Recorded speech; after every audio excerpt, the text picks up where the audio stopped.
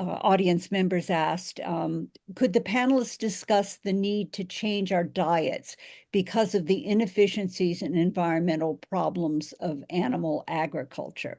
And of course, we hear all the time, if we would reduce the amount of meat we eat, that would collectively have some impact. How true is that, and how, in terms of a mass movement, might we begin to make significant change? And this is the one you want me to answer? So I have a odd kind of stream of thoughts about this. I grew up on a farm. I actually ran it from the age of 15 after my father was killed in an accident before I went to college. And animal agriculture is a huge part of the farming business, and it is globally. It is also a part of diet that's not going to change because somebody says something else is better for you. I spent about 10 years working on nutrition issues and the impact of development on nutrition. And it is very clear that when people get more money and become more affluent, get above the poverty line, they'll spend it on food that they haven't been able to afford in the past.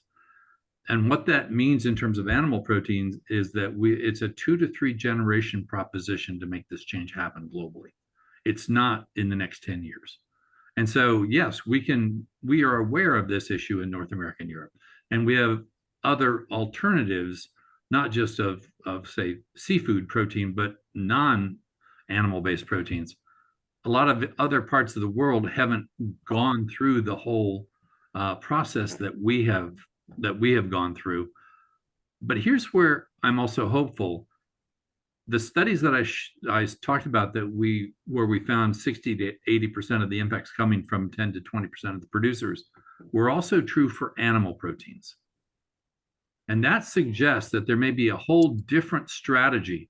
I remember once I gave a talk to the dairy industry in Europe, and they are trying to make the best better. They're trying to get better. And I said, if you really want to affect not just the reputation of the dairy industry, but the actual impacts of the dairy industry, you need to get your technologies into India and Africa, because that's where the impacts are. That's what brings the whole average down. And the same goes with Brazilian beef. By moving into places where they should not be growing animals, this brings the global average. It makes it worse. Now, I still think we could all eat less meat. We could all have a day that we don't eat meat. That would have a huge, a huge impact on this issue globally.